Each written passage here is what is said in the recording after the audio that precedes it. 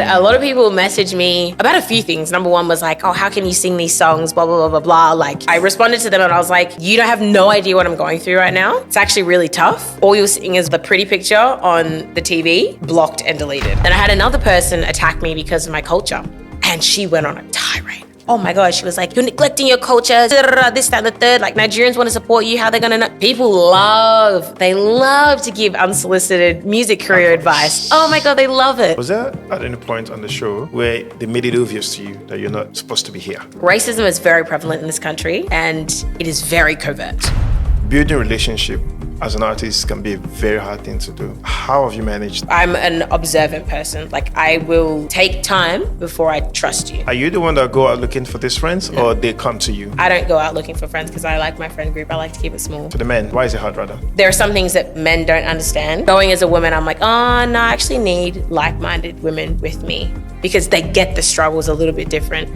That doesn't mean I don't have men that are friends. I still do, but they're just not as close as my women friends. The judges, did you think they were fair?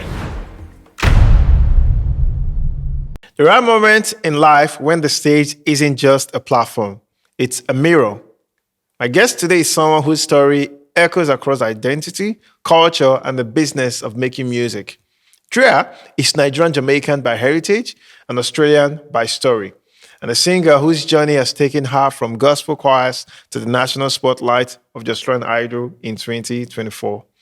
But behind the bright lights lies something more complex: the sacrifices, the decision between art and industry, and the quiet resilience it takes to keep showing up when the world wants you to fit in a box. In this conversation, we'll go beyond the audition, beyond the stage. We talk about music as a business, identity as power, and creativity as legacy.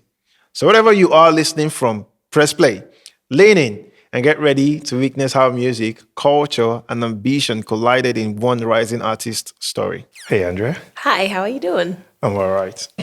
That's good. How's life? Busy. Very, very busy, How but busy? good. There's a lot of things happening. I'm working full-time at the moment, but still pursuing music and art, and still trying to be a good friend and daughter and all the fun stuff. How hard has it been being a good friend and daughter? Let's start with daughter. It's difficult, but the people in my life are currently making accommodations for me, which I really, really appreciate. So instead of me having to carve out the time to hang out with them, they come and join me in the things that I'm doing because they know that I've got a whole bunch of things going on. So it's been a lot of love receiving this season, which I really enjoy. Thank you. First, thanks for coming on this podcast. I know you're busy. Andrea's a lawyer. Well, I'm trying to be a lawyer. I'm not just yet. I'm getting there. Getting there. Yeah. I know you're busy, but thank you for coming on to the podcast. Thank you for having me. I really appreciate it. Look, for someone that hasn't met you before, that do not know who you are, what would you like them to know about you today? Oh, okay. Well, my name is Andrea, but Drea is my stage name. I am firstly a child of God, which is number one.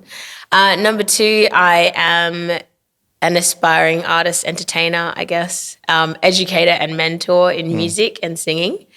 And I also create my own work, songwrite, that kind of thing. Yeah. And then I'm also an aspiring lawyer to be at some point in some stage in my life. I'm getting there. But I would say I'd like classify that as an academic. And I love hanging out with my friends and family. I'm a why person, W-H-Y. I like to ask why a lot.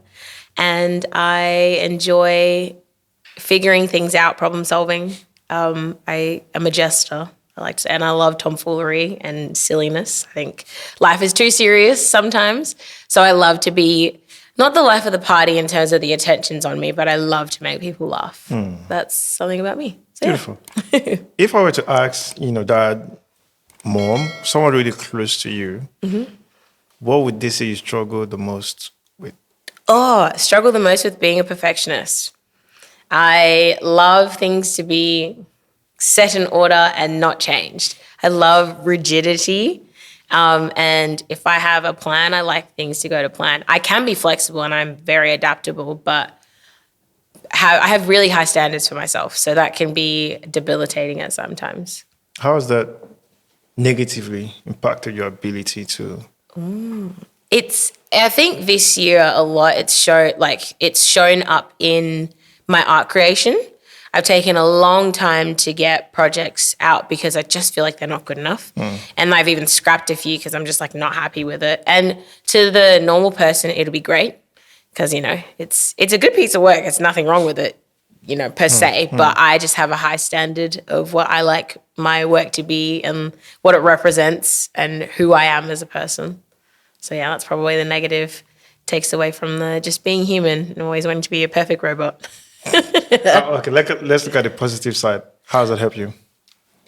Excellence. So excellence is something I operate out of because I'm very meticulous with the things that I do. I do produce things to a high standard, and I've now managed to be able to do that with, to me, what seems like a low effort. So a low effort, but it produces a high reward because I've operated at that high standard for a long time. How, for those that work with you, how have they been able to cope with all of this? Because sometimes it's crazy, to be honest, working with a perfectionist. I think I allow a lot of grace for other people, but I don't allow that grace for myself. So working with other people, especially in a band or in production settings, so if I'm writing a song, I have come to a balance where, yes, I'm still somewhat of a perfectionist, but I've allowed my humanity to come through. And I also allow them to input into what we're doing. So instead of trying to do everything all at once, I have delegated a lot over the last 2 years, with the music direction. So that goes to my brother and Alfred in my band. And the producer, I let the producer do their thing. All I do is write lyrics and sing. I'm not trying to do everything. And that's been good because I see the importance of teamwork, but then it also puts less pressure on me to be perfect at everything. It's hard because, you still have those standards. But at the end of the day, if everyone else is giving their 100%, that's what you can take. And so I try and work as well as I can with that. Cool. Have you been able to balance the art of music and the business of music? I note a lot of artists struggle with that, why they're perfectionists.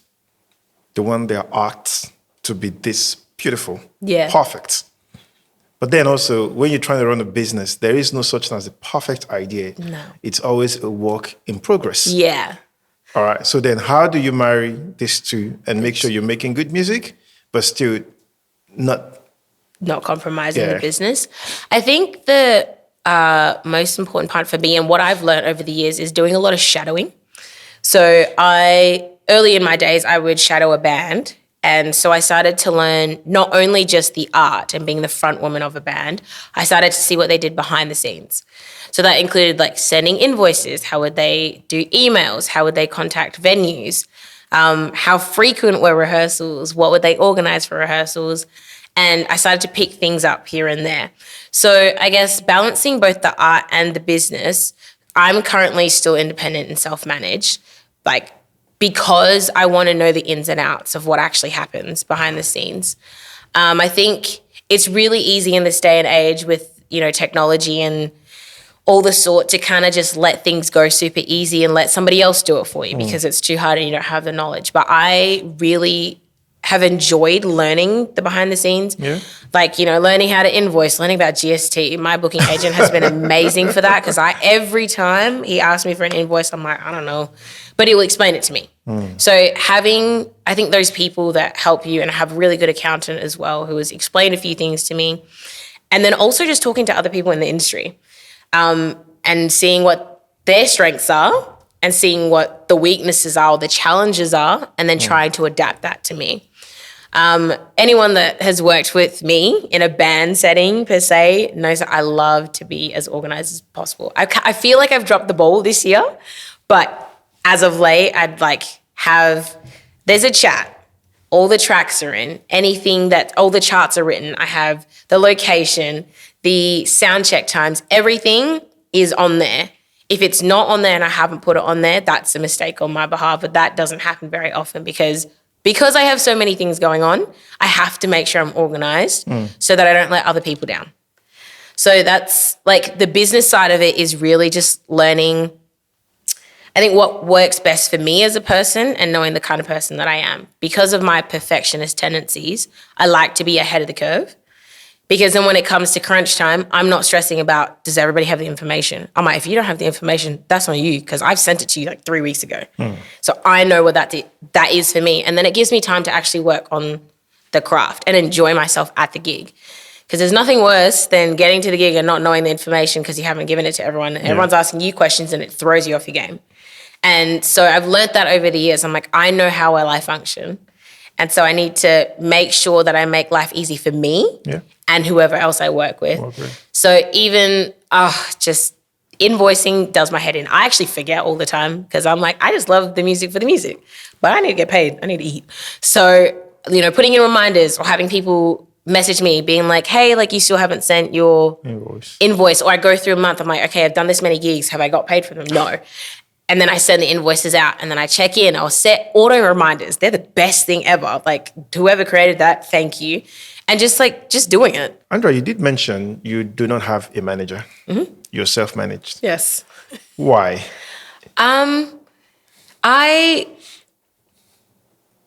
think the main reason why I haven't got a manager yet is because I want to know the behind the scenes of what it is to be an artist, and like we've spoken about before, the business side of it. It's really easy to just be like, yep, I am the artist, I'm the writer, I'm the whatever, I'm a diva. But then someone could be taking all your money in the background and you have no idea. How prevalent is that? Sorry? Prevalent. Very. I think more often than not, because of the rise of technology and people are just sneaky and humans are humans. And just even, and I know it's so long ago, but just like looking at big artists from the past, like I think the two that really hit me was three, Elvis, Tina Turner, and Michael Jackson, and kind of seeing their journeys and so talented. And we remember the huge moments of their careers, but they really struggled because people were just stifling them and taking money and resources and like literally working them to the ground because of silly mistakes that somebody else has made. And that's unavoidable sometimes, but I think I'm only a very low-level artist. But for what it's worth, I've learned so much about myself and then how to be a businesswoman. Because, it's my name. Drea is my brand. And I don't want to just release that to anyone just yet until I know how I want to function. I'm still sort of teasing things out. I'm getting to a point where I'm like, I can't manage it. Like I can't do my day-to-day 9 to 5 and then, I take a break and look at my phone and it's like 10 emails and I'm like, oh my God, nobody else is going to reply to those but me. So it is getting to a breaking point, but I've appreciated what I've learned along the years and amongst my time because I can now teach other people. Like who are just coming up. I'll be like, I know the basics well enough that I can give you some advice. And they're like, oh my gosh, you know so much. I'm like, no, I don't. Had a lot of trial and error, made so many mistakes, paid the wrong invoice there, wrong amount there, put something there. And like the tax man's coming after me for what? I don't know. But now that I know these things, I can be amongst it without having to be in full control of it if I do release that power to somebody else. And I think I do agree as well, I always say this about myself. Before I get people to work with me, I want to understand how the business runs, first of all, before letting someone come in. So if you come in and I say to you, do X, Y, Z, and you come and say, oh, this won't work. I say, no, I've been doing it the last 2 years. Yeah. This is how it works. You don't just come and say it doesn't work that way. I mean, if it doesn't work this way, you have to then show me another way it works. Yeah. But if you kind of figure out another way to work it, you just go back and use what system we've put in place. I agree.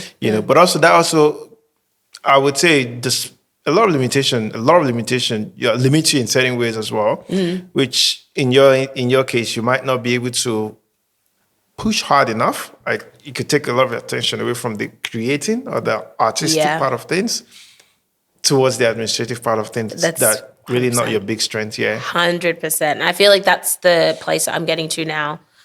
It's like I have to create. Like I'm getting to a point where I need to. But I'm exhausted because there's so much admin to do, which I love though. I really do like the admin and I love creating emails and having business conversations with people and knowing what's going on. But it really does take away from the creative aspect of things. And because creating is pouring yourself into whatever art form you're choosing, you pouring yourself into admin, that you're still pouring yourself, and that's draining. And then you're like, I don't have anything left to give to the actual, sparkly part of it. So it's finding the balance. True. And it's hard. But if someone has figured it out, please let me know, because I don't know what I'm doing. Is music for you a side hustle or a full-time gig? Okay, so music was a side hustle that became a main hustle, which is now back to a side hustle, but it's a side hustle that makes me money. So when you put that on the scale, your full-time? Full-time. What's your full-time currently? I work for the government in... Okay. Yep. So your full-time and this one, which one pays the most? Oh, definitely working for the government. Full-time pays the most. Yeah, for sure. I mean, because I do a lot of original stuff, it doesn't pay as much as like cover gigs, but I'm kind of going back into the cover gig scene a little bit more, and way more than I expected to at this point in my career, but I'm really enjoying it. What's original stuff? I know what that means, but if you can let explain. the viewers know what that means. So original works is my own music that I've made. Producers have created the beats. I will give them all the credit for that. And I top line, so I write the lyrics and I sing the melodies. And then I create those, have a studio track, and then I hand that off to a music director to adapt it for a live band. Or I sing to the tracks live at a gig, or I create them on my looper and sing to them. So that's original. And cover gigs are songs that you already know, and I do them at corporate events and or weddings or just private events as well. Which one do you enjoy the most? Corporate events, because they pay so much and they're a lot of fun. But I love originals because my original music is a diary. I don't really like to talk about my feelings all that much, but I can sing them. I can sing them well, but I won't speak about them. So I get to share a bit of me with people that I know or I don't know, and I get to share that with a band sometimes, and it's really special to make. Isn't that supposed to be what we should be getting from you as a fan?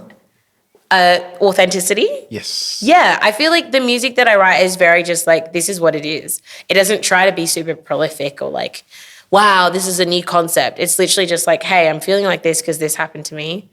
Can anybody else relate? Most people can. Like that's a lot of people can. Yeah. It's the shared experience. We might not have experienced exactly the same thing, but it's a shared emotion and what's come out of that. So yeah. I was looking at this artist. I can't remember the artist's name. I'll use Burna Boy for instance. Of course, he's some crazy guy. Not a big fan. But I see a whole lot of his personality in his music. Yeah. So a reflection of himself. His, in quote, I don't care attitude. Yeah. His life being sung through music. Is that something you can relate to? Yes, 100%. I try to write as me. I don't really write songs that take on a persona that I haven't lived yet. So a lot of, my earliest stuff, now it's a bit different, but my earliest stuff was like, literally this thing happened. This is a diary entry and I'm just going to put it to a melody and sing it. And so I question a lot of things, like why I'm a Y person, WHY. So a lot of my songs are like questioning, why are we going through this? What's happening? What can I learn from this? What is it teaching me? What's God teaching me? How can I encourage others, sort of thing. So that's how I write my music, very much a lived experience. But yeah, my personality, it does show through. Not a lot, but enough that you get parts of me. Is there a reason why not a lot of it? Well, I guess it depends on what the topic is. Like I like to, like I said, I like to question things, but my more like upbeat songs, you kind of do get a little bit of sass and a little bit of clownery in there mixed in. So that's more of me. But yeah, I'm still working on that because my life has changed so much over the years as I've done this music thing. It kind of just adapts with, my songwriting adapts with what I'm going through. What has changed so much about your life? I didn't think I'd be doing music this far into my age. I'm not that old, but I didn't think I'd be doing it as something that pays me. And I think doing all the things I've done and opening for all the artists that I have and like even going on TV and stuff, that was never something that I imagined I would do. I kind of was like, oh yeah, I sing at church, like whatever. Why? Oh, because you sing at church, you do it for the worship team, you do it for God, praise God, hallelujah, move on. But I think stepping outside of that zone and then taking every opportunity that's kind of come my way and being like, oh, I mean, who knows what this could lead to? And it's led to amazing things. I just didn't expect that. And I didn't know you could do that because it's not really something that is, not encouraged isn't the word, but like, yeah, I'm going to use encouraged in like Nigerian, Jamaican culture, which is where my heritage is from. But I have a really supportive family and that makes a huge difference. So my dad was actually on this podcast. Shout out to my dad. And he is a huge part of why I'm still doing this because he believes in the arts and he loves the expression of music.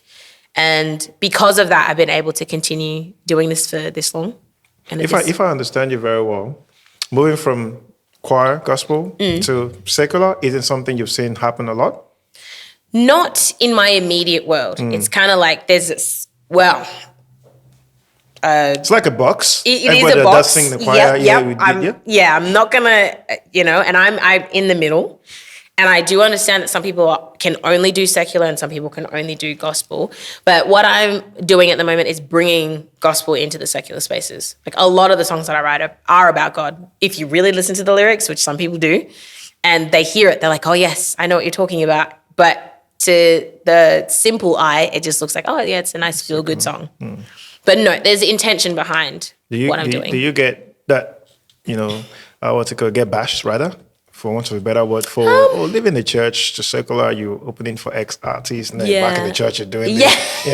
Can you just stay here? We know you're here, or you stay here. Do you get that a lot? And how do you respond to that? I think, actually, I was reflecting on this the other day. I got that a lot when I was on TV.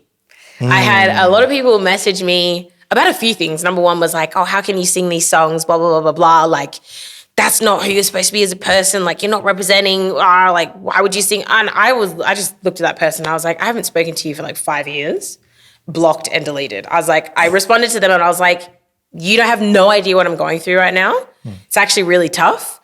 All you're seeing is what the pretty picture on the TV. Please just sit down. Blocked and deleted them, whatever. Then I had another person attack me because of my culture. And that was interesting because on the show, I had my stage name, Drea, on Onomade. And then when the show ended or when I got kicked off, I removed the Onomade from my name. It was never in my stage name. I've always just been Drea when I changed from my government name to Drea. And she went on a tirade. Oh my God, she was like, you're neglecting your culture, this, that, and the third. Like, Nigerians want to support you, how they're going to know? I said to her, and I was like, first of all, I don't know you from a bar of soap. Number two, you've only seen me on TV for 5 seconds. If you actually scrolled all the way down to the bottom of my Instagram page or my TikTok or whatever, you'd see that I changed my name to this 3 years ago. People love to give unsolicited music career advice. Oh my God, they love it. And I'm like, no, thank you. And I like to listen to people who have merit. And that's probably not a great thing. I should listen to everybody's advice and take it with a grain of salt. But when you've known me for 2 seconds and then you come attacking my character, my faith, my culture, unfortunately, I will snap back at you. And I have had to a few times. How do you feel when you get those feedback? Those people say that, what goes through your head and how do you react? You don't understand how hard it is to be open like this and exposing yourself to all of this stuff when, you can do a whole day of singing. It looks so glamorous. You have like a really fun gig. You're driving home in complete and utter silence. You're like, oh crap, I got another gig tomorrow morning or tomorrow afternoon, evening, whatever. I have to like muster up the courage to just get up and do it. And it's like, I just want to rest. I just want to do nothing. But sometimes you can't do that in the world that you do. And then to have people attack you, sometimes you're going to snap back. And unfortunately I have. And I try to be respectful about it. But it's hard because it's like, no, there's actually a lot of things that people don't see on the TV screen or on your phone. There are a lot of things that have happened this year, huge wins and huge losses. I just don't share because it's not for everybody to know. It's my life and I want to keep some things private to me. So when people come and be like, oh, I know everything about you because you post everything online. Joke's on you, buddy. I don't post everything online. I'll tell you something. Okay, so I always say this to myself. I do not envy the life of a musician. I don't want to be there. I never aspired to be there. I don't even think I want my kids to be there for a particular reason.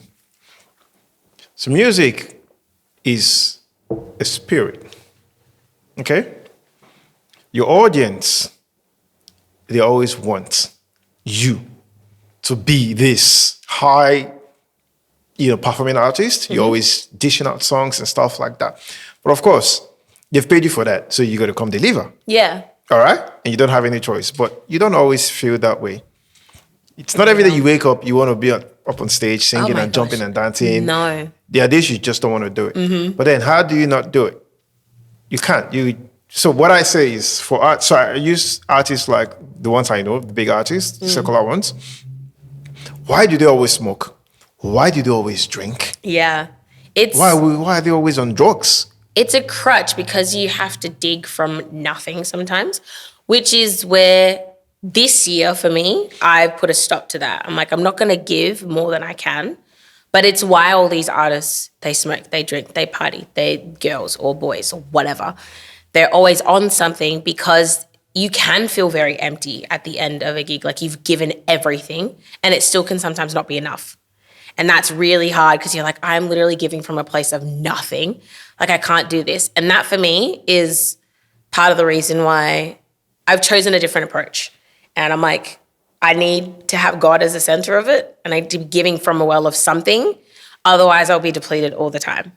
And it's hard. It's really hard to say no to a gig or say no to going and supporting your friend in something else because you've given everything. And I've experienced that lately. I've just been like, I'm sorry. Like, I actually can't make it, physically can't make it. Like, I want to be there, but I'm so depleted that I just need to look after me first. And you're going to hurt people's feelings. Oh my gosh, you're going to disappoint them. You're going to hurt them. You're going to take your time with things. It's going to look like you're not doing anything. And then people start giving you advice that you're like, I don't need it. But at the end of the day, they're paying for you. Yeah. And if you can't give you, then what are you going to do? There's no point. Is there ever a time where you won't feel depleted?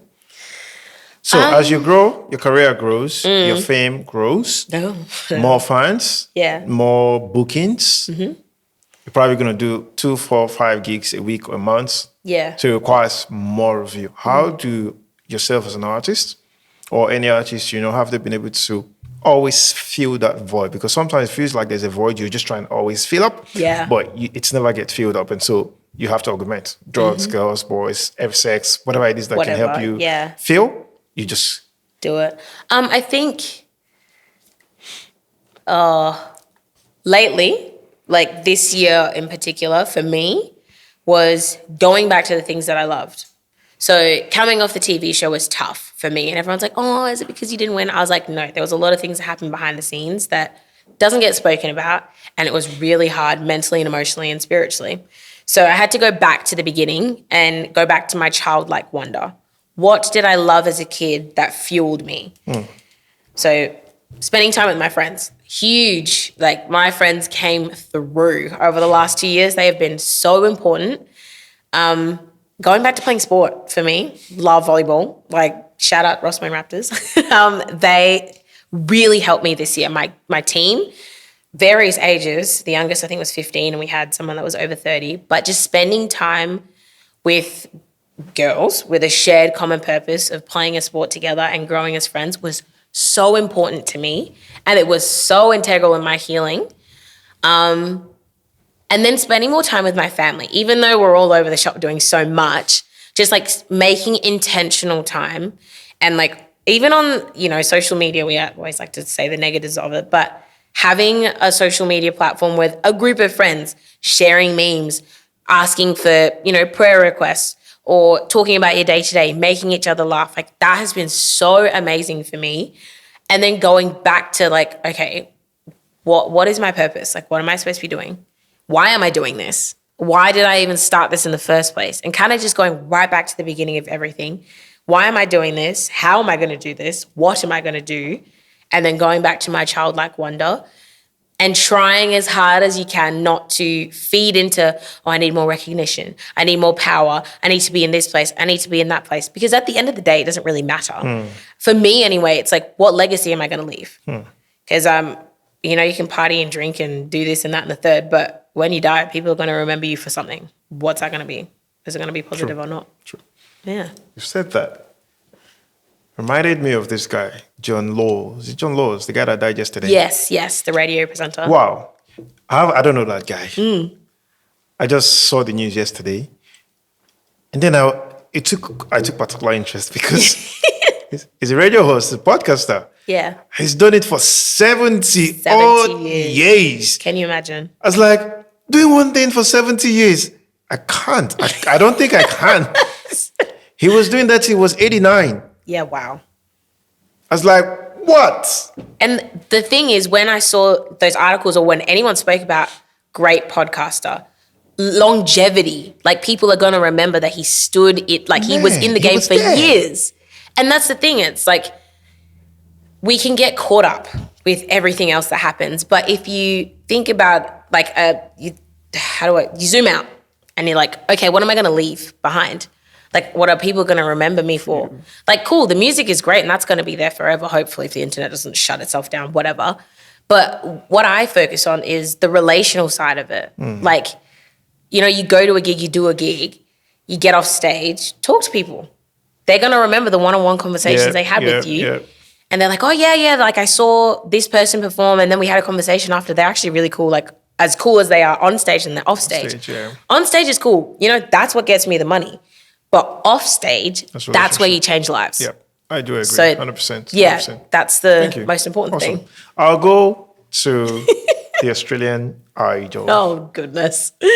First, how was the experience for you? It was tough. Yeah, it was eye-opening. And it made me mature a lot faster than I thought I needed to. Like, I haven't been not completely naive. I learned a lot of stuff prior, but kind of just being like, oh no, yep, this is actually what happens. And sometimes it'll be directed at you and there's nothing you can do about it. But in saying that, I had a really good experience with all the contestants. They were amazing. I cannot fault them at all. They were beautiful. We trauma bonded. We really did. But stay in contact with them? Yeah, I do. And like we, support each other online, which I love. And when people release music, I'm going to share it. They're going to share my stuff. And I'm like, messaging like, how are you doing? Like, what's going on? Haven't heard from you. Haven't seen anything. Like, are you okay? Sort of thing. And it was a very interesting experience. And you will only understand it if you ever go on it. So even my family who were there watching me, they don't understand exactly what we all went through. It's a very niche thing to kind of extract yourself from your normal life and then be put in the spotlight for 3 months and then have to go back. Okay. Yeah. Now, make me, see me as a 5-year-old. Yeah. I don't understand what happened before, during, and after. Yeah. Make me understand the moment you left your home here in Perth. Yes. And you got in there, what happened? So you take a plane, you go to this place, and it's really cool. You've done the audition, you get to sing in front of 3 judges, and they're like, you know what? Yeah, we think you could be the next Australian Idol.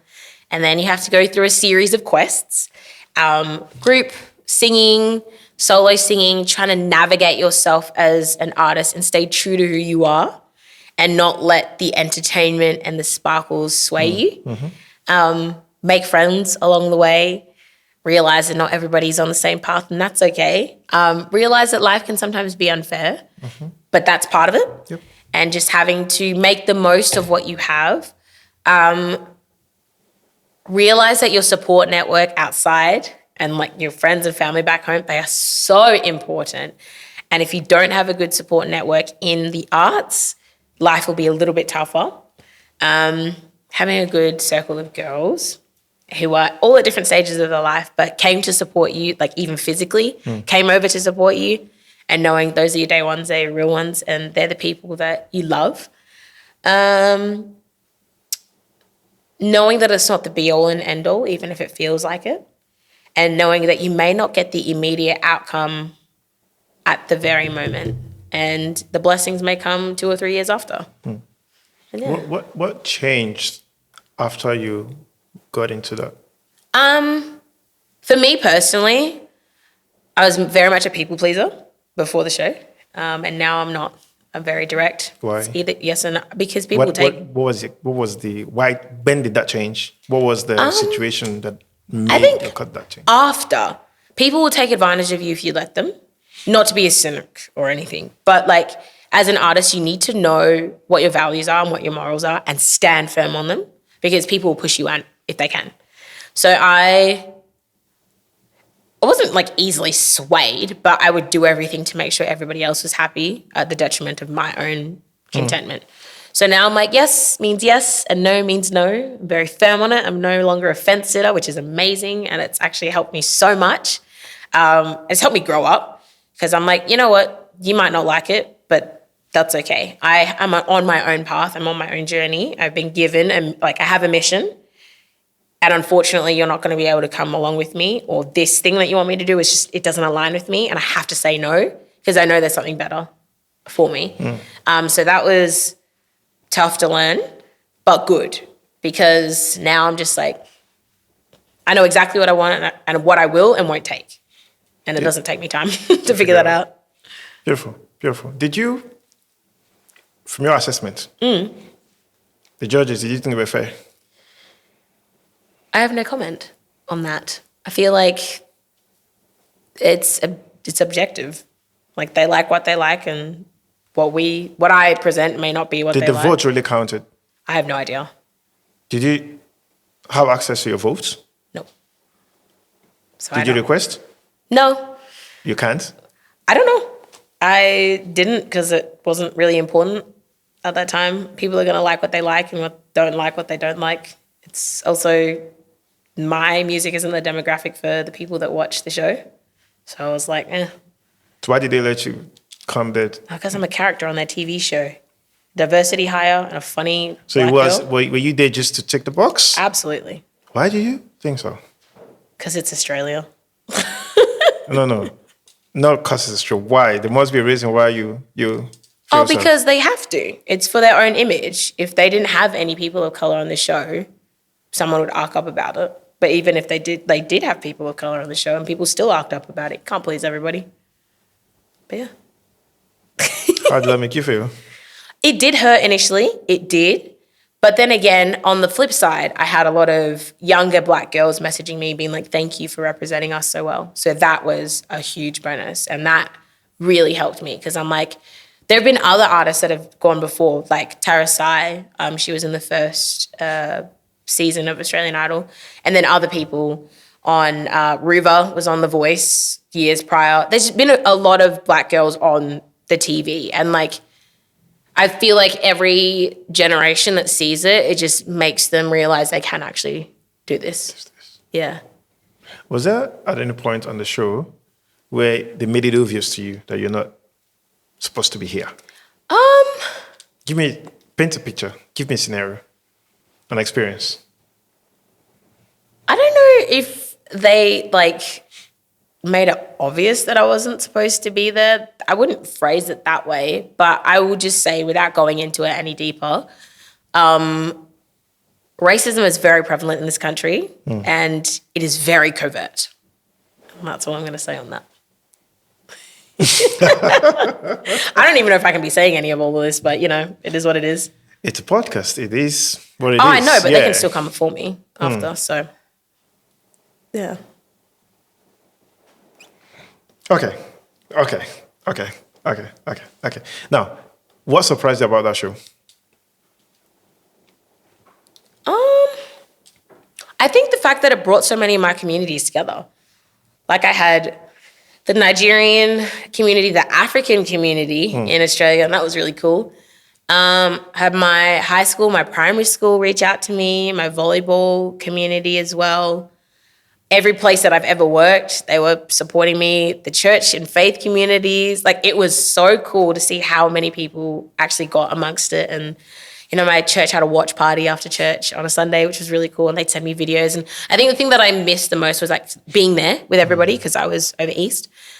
But that surprised me the most, like how many people are in my circle and in my line of contact. And I was like, wow, that's a lot of people. And it's really cool. It's very heartwarming to see that I have that much support from people around. So yeah, that was nice. Cool. I want to ask you if you want to maybe 2 questions on this and then we'll move on. Yeah. A lot happens on the Idol. I have been privileged to audition for a gig. I used to be a good singer back in the day.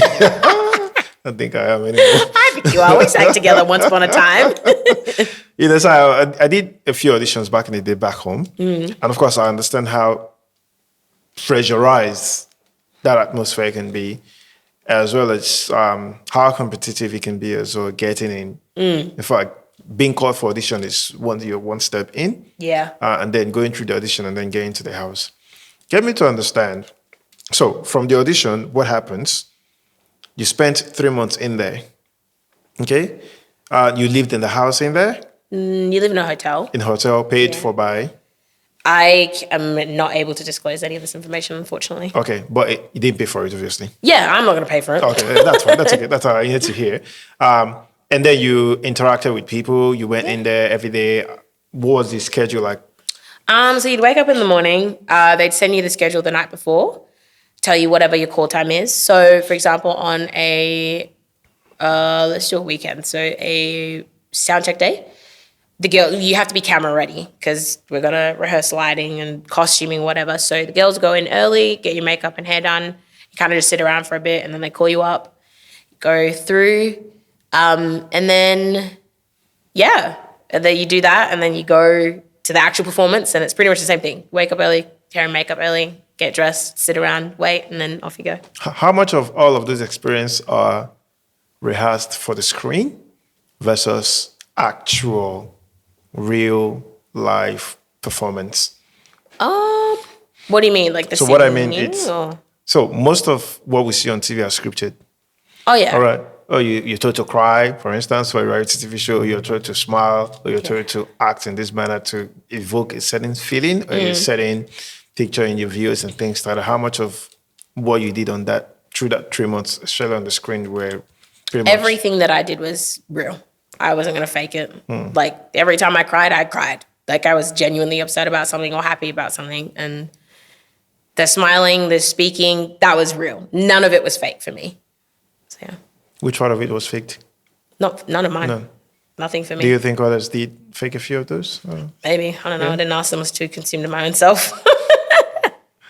Interesting. All right, last question on this one. How many doors or what kind of doors have this opened for you since you left the house? I don't know. I guess it's the like prestige of having it behind you and then having the content. Yeah, I don't know. There's nothing direct from it. Is that normal? I don't know. I think it depends. Like, people got scouted, more gigs. I can't use it as a gauge because I had a really good run 2 years prior leading up to it. My booking agent, amazing. Josh, thank you. And he got me all these amazing gigs before I went on the show. So everything that they promised, you're going to be on this, going to do like interviews on TV, you're going to do radio. I'm like, I've already done all of that. Like, thank you. It's awesome. I'm not going to say no.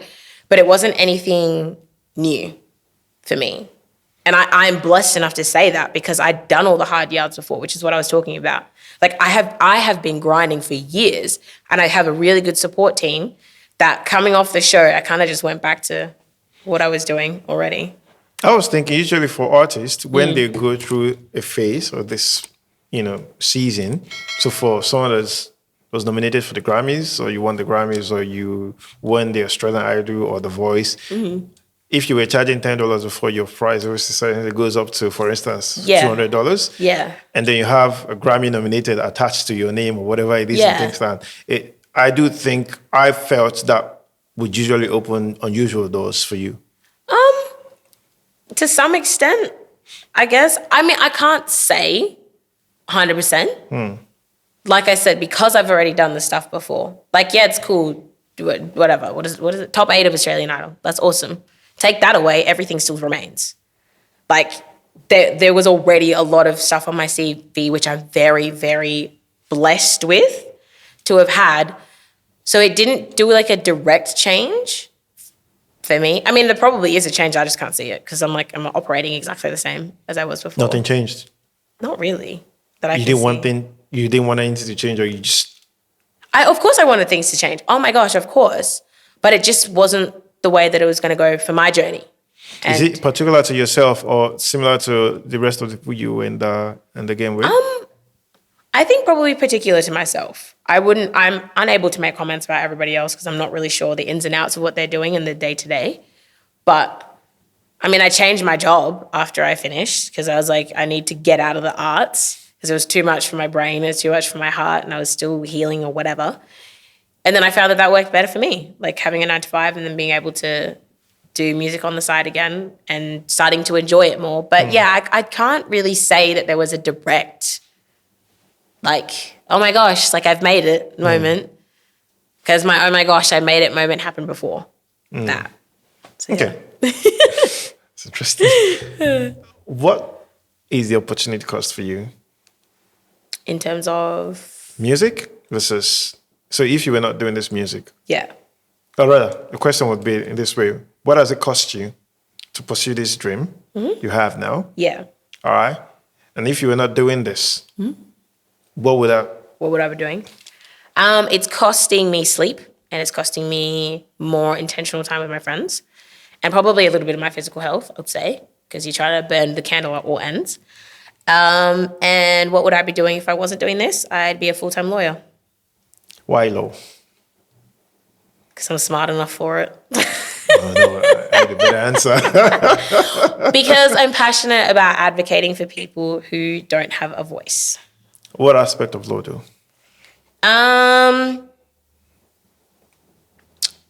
To be honest, my long-term dream would be going into entertainment law and arts management because I've experienced the front hand of it and I know what happens in the back end. So I want to advocate for people to be taken care of correctly. Within the entertainment space industry, yeah? Sorry? Within the entertainment industry? Yeah. Yeah. Do you feel people are not being... Oh, no. My God. Nobody knows what's going on. They're just being taken advantage to left, right, and centre. Most of the time. I think, anyway, from my I think you know observations. much more than you're saying, Andrea. Yeah, I'm under NDA. I can't say everything. Oh, God. Oh, no. So, this is it, okay? Of course, I understand a whole lot of... Not like I know, but you see what happens to an artist. A few times they don't say much of it, but you can just really tell this guy is going through a whole lot. Yeah. You understand? And you don't even know if it's mental or financial. I think a whole lot of it comes down to finances because you tend to want to live this life Yeah. that portrays everything is going on well. You got money, you got cars and all this stuff, but most of those things are borrowed. Yeah. They're not yours. But you need to show up this way just to ensure that, yeah, your fans are happy. You got pictures to show. Yeah. Fans and things like, why is it so though? I don't know. I've never subscribed to that at all. I drive. But isn't that a numb within the space? Maybe. Everybody loves appearances. You want to look like you've got it all together and like you're a high flyer, da-da-da. But you lose the authenticity of who you are as a person if you're faking everything. And it's going to catch up to you one day. I don't know why people do it. I don't understand it. I never have. I like to be honest with what I have. But isn't that fans driven? No, people like being genuine and authentic. They don't like the fake stuff. People can see through it these days. And I've learned that I always wanted to be pristine and perfect. Yeah. And like, oh my gosh, this is my life. Like I'm at the studio today. Da-da-da. No, after the studio, I'm in the car. Guys, I'm exhausted. People are like, relatable. So are we. Thank you for sharing. They love the authenticity and being genuine. Everybody is kind of, well, can't say everybody, but the mass majority are sick of the fake persona that people put up because you can't connect to that. Not everybody has those opportunities, but everybody can relate to a hard day at work and then coming home and being like, oh, I just want to sit down and do nothing for a bit. They can relate more to that than this is what I'm doing. True. How has you, Yes. Drea now, have you been coping within the dating space? I have no comments because that's got nothing to do with the art. I'll tell you why I asked that question, okay? Oftentimes, and not just dating, I'll take dating away, relationship with people, especially for those of the opposite sex. What you get to see for a lot of the artists, and I'm speaking not to the Drea I know, or the Andrea I know, I'm speaking to Drea as an artist. Yeah. Now, building relationship as an artist can be a very hard thing to do. But of course, we also know we need these relationships. Yeah. apart from the mess we see around, it does help us a lot to find someone we can cry to. Yeah. Someone that you know this person will give me the advice I need because they care about me and not because they just want, have fun and go away. Yeah. But as an artist, it can be really hard finding such person or such people because you're going to see a lot of fake people around you. Yeah. And you know that. Yeah.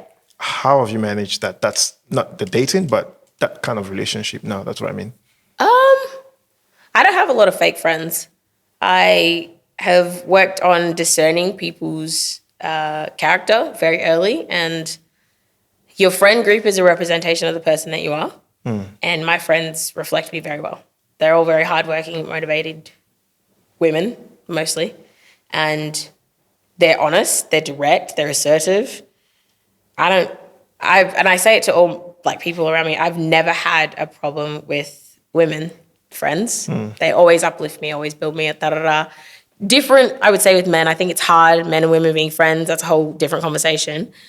But yeah, I don't really have that problem with friends. 2 questions coming from there. Yeah. Why? And secondly, why is it different with men?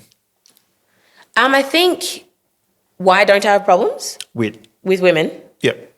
Oh, because I'm an observant person. I will take time before I trust you. Are you the one that go out looking for these friends or they come to you? Yeah, they come to me. I don't go out looking for friends because I like my friend group. I like to keep it small. Niche. Yeah. To the men, how is it hard? Why is it hard, rather?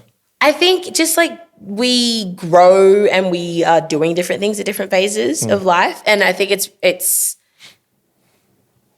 I'm really good friends with a lot of people. I was really good friends with a lot of people, and I think you can make very good friends of the opposite sex. Great at that. Loved it. At school, I was always with the boys playing sport, being rough, But as you grow older, there are some things that men don't understand, and there are some things that only women can understand. And it's so fine to take advice from a man. And I did that for a long time because I was like, yeah, the boys, the boys.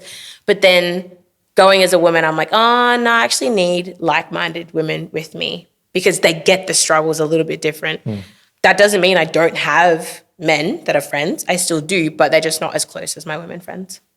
Thank you, Andrea. Now, I've got a question I wanted to ask you. I think I have that noted here. Do you feel a sense of responsibility to represent your roots? Yep. Through your music? Yes. Yes and no and yes. So yes, I need to represent my Nigerian Jamaican culture well. No, because I actually have a very different upbringing from most people that live in Nigeria and Jamaica. But then yes, again, I'd like to represent the kids who are in the diaspora and having to navigate life that way because it's not easy. As much as everybody likes to make it, somehow they're like, oh, your parents did this and that. And I'm like, they did. Love my parents to bits. And I'm so thankful for what they did for me and my siblings. But then having to navigate that with the comments of, oh, you're not truly Nigerian or Jamaican because you never lived there, you weren't born there, you don't speak the language. I've had that said to my face many times.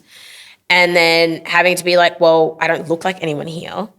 So what am I supposed to do?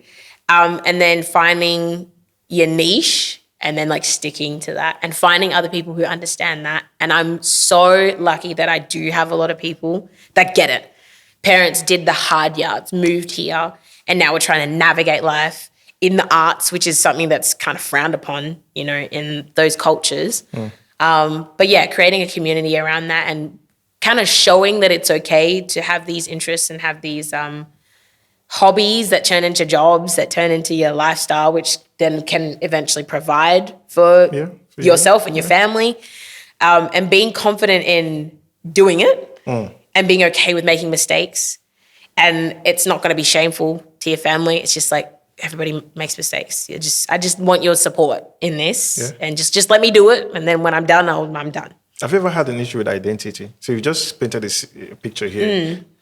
You're neither here nor there. And so do you get to question yourself, damn, what am I? Who am I? 100%. All the time. For background, I'm Nigerian Jamaican, but I was born in Singapore, but I was raised in Perth. So I'm Mrs. Worldwide, as I always say. But in that, it is hard because you're like, oh, where do I fit in? And that's the question I always ask myself, like, where do I fit in? But I'm rephrasing that question now to, I have all these experiences and all these cultural nuances that I get. Like, I understand Asian culture. I understand African culture. I understand Australian culture. I understand pop culture. And that's a whole different ballgame. I understand, and all of these things intertwined with my experience with faith. Yeah. It makes me who I am. And it's like, I can say with my hand on my heart that I'm a well-rounded individual because I've been exposed to all of these things early on in my life. Have you ever thought about moving back, not moving per se, but going to the record in Nigeria, Africa somewhere, doing some music there? Yeah, definitely. It's something that I would strongly consider. I mean, I'd have to build myself up a bit more and kind of channel things there first before I make the move over. So you stand a better chance of quit succeeding here or there? Or vice versa? I think it depends what you define success as. Okay, what's success to you? I mentioned before, having good relationships with people. Because you can have all the money and the fame, but if you don't have anyone to share it with, then what's the point? You're just doing it by yourself. So I think, I mean, I'm So let's talk about success in the context of music. in the music. Yeah. Having a good fan base that supports you, and it's not just through the music. I think music is the vehicle, 100%. Music is the vehicle that I use to connect with people, but it's the connecting with people that's really important to me. So I probably have a better chance of doing it here because I've lived here all my life, but I've never tried it in Nigeria. So I can't give you a definitive answer. I had this lady, you might know her, I've tried to get her on the podcast, but she hasn't responded. I do hope she watches this. She's Lisa Varela. If you Google her, she's on Instagram. So she is based in Perth. I think she's Mauritius or I don't know, like one of those countries, you know. But she's pretty much live here.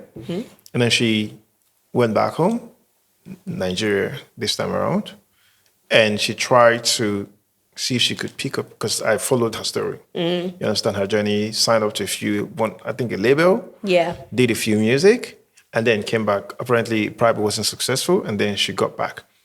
I was curious to understand what prompted that move, what the experience was, and why they returned. For me, it's going to be an interesting conversation or something I like to know, because I do see Afrobeats or Africa as the next frontier musically. You understand? America, the US have done their thing. Yeah. All right. I think Africa is coming up there. Now, it's going to take a while, but it's getting there. 100% it's getting there. You know, it's getting there. And plugging into it could be a vehicle as well for African artists globally to go, okay, let's go try something. Let's do some collaborations. Let's see what this holds for us and things like that. That's probably why I asked that question. If you've I definitely would. Oh my God, 100% consider. I just want to move everywhere. If I could, I would. But yeah, I'd love to explore that. And I feel like doing that would help me learn more about where I'm from. I think it's very easy to like read all these things and like listen to other people's experiences and, you know, listen to your parents and their friends, but it's like, it's so different if you haven't lived it yourself.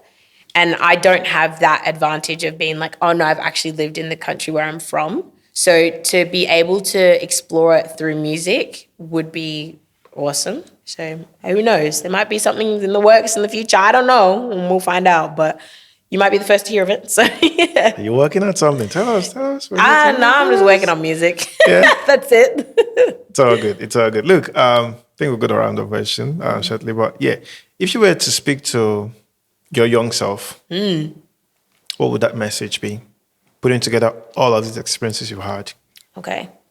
What I would say to my younger self is, little Drea, before I start, you are valued, you're worthy, and you are loved. You're going to make mistakes in life, but they're going to shape you to be the woman that you are today. And oh my goodness, she's actually pretty cool. She's really smart. She's really funny. She has a really good community around her. So keep doing what you're doing. Even when it feels hard, don't short circuit yourself and don't limit yourself.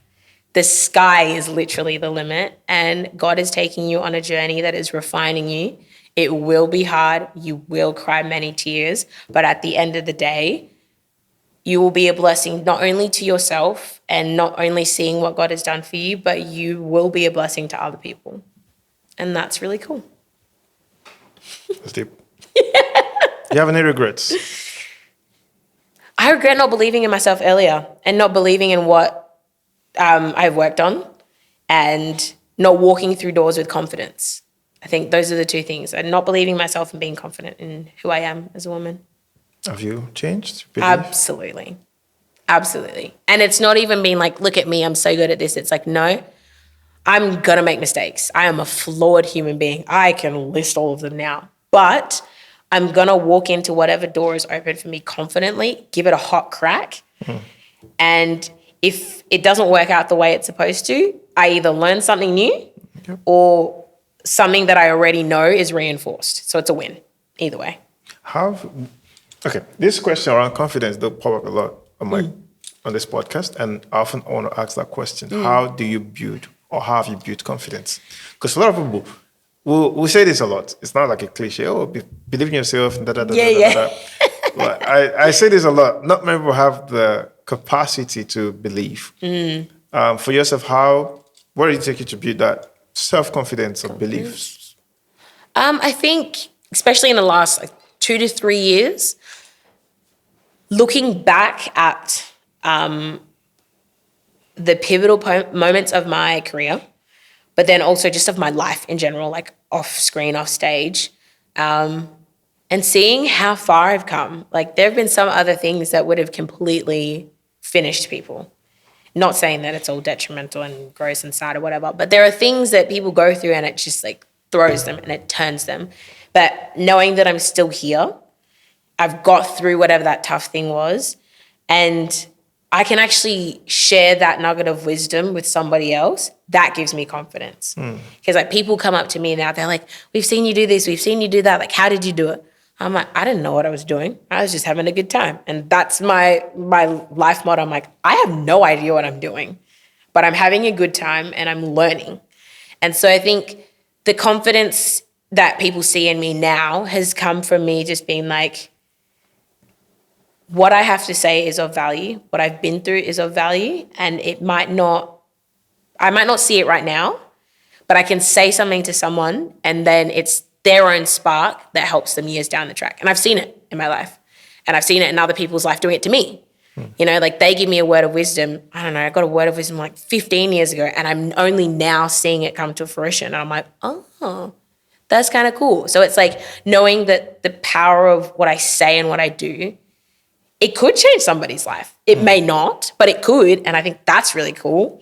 And that holds a lot of weight. So I have to be firm in it and I have to be confident. Otherwise, it'll just fall on, empty, rocky ground. But so you want to be like, yep, I mean what I say what I mean. It might be wrong at the end of the day, but if you're standing on it, people are going to believe you. You're going to believe yourself. And who knows, you might change somebody's life. True. I've taken something away from that. So oftentimes you hear people say stuff like, what's rubbish you're saying? Like, this doesn't make sense. But they so believe in whatever it is they're saying. Yeah. And if you stick around with them longer, you start believing whatever it is they're saying. Exactly. Because they keep just saying, they just keep saying it. They just keep saying it. It also means, for me, it says a lot about self-affirmation, which it's you saying to yourself, like, I can do this. I can. Even though it doesn't look like it, that I could. Yeah. But I can. And just say that over time to yourself. After a while, you probably start believing, actually, I can do these things. Yeah, it's really important, the things that you say to yourself. And that's where a huge change for me. So I was always younger when I was in school. I was like, I can't do it. I'm not the best. I don't think I'm worthy of this. I think I'm mad imposter syndrome. I still obviously suffer with some of it now. But it's like, I can't do this. I don't know why they chose me. They made a mistake. They just feel sorry for me. Those are the things that were ruminating in my head. And then, you wouldn't get chosen for things. And then you wouldn't do the thing. And even when you did the thing, you wouldn't do it well because you're always like limiting yourself. So I had to work so hard to remove that and being like, no, there's a reason why I'm in this position. I may not be the best, but there's a reason I've been chosen for this particular thing. So if I'm going to be in it, I need to do it well. Otherwise, why is this opportunity being given to me? And you can take that for everything. It's like, why am I friends with this person at this point in my life? Because there's something they're going to teach me and there's something I'm going to teach them. And the goal is, let me be the best friend I can be to them. You know, and then in the art, I'm tired. I'm over it. I have so many gigs in this weekend. You know what? It's okay. The thing that I sing can change somebody's life, or it makes them feel good. It's going to be a core memory for them and their friends. Let me do it well. So kind of just, like I always say, zoom out. Being like, what you do can have the potential to change things if you truly believe it. And you may not even see the benefits. You don't reap the benefits of that. You may not even see the outcome, but just even that thought of, I could have done that. That's so cool. That is a driving force for me. Thank you. I always say to anyone that cares to listen, rather you give it a crack. It doesn't have to work. Exactly. It doesn't have to. Just give it a try. Yeah. Perhaps it could work. It might work. Exactly. And then you'll be happy. But if it doesn't work, I've tried it. It didn't work. Yeah. On to the next. Exactly. You know. I agree. What next for Andrea? Lastly. Project coming out next year. An album? A single? Single also coming out this year. This year? Yeah. Single coming out, video coming out. Project Oh, coming video. Out. Yeah. That one. I want that one. I want to see that one. It's a really heartfelt song. I think this song is going to change a lot of what I release, and it's very vulnerable. I wrote the song a while ago, but just what it's about is really important to me. So I'm excited to share it with everybody. Thank you. Yeah. Thanks, everybody. Thanks so much, Andrea, for coming on the Becoming a CEO podcast. I'm so excited for you. I can't wait for what next. Can't wait to see the album, the music, the video, particularly the video. I like to see the video. You'll see the video. You will. Thanks for having me. Thanks so much. You have a wonderful day. You too. As we close this episode with Andrea, one thing becomes clear. The most powerful songs aren't the ones with the loudest notes. They are the ones that carry the invincible echoes of identity, risk, and truth. If you're an artist, a creator, or simply someone trying to make their voice heard, let our story remind you, your heritage isn't your hurdle, it's your depth. Your choice to show up isn't just courage, it's your craft. And the stage you're chasing begins wherever you decide to show up today. Thank you, Andrea, for sharing your story, your raw moments, and your future vision with us. Thank you to every listener who tuned in. And if this episode moved you, share it. Tag someone who needs to hear this. And I remain Emmanuel from Becoming a CEO podcast. Stay curious, keep creating, and never stop becoming.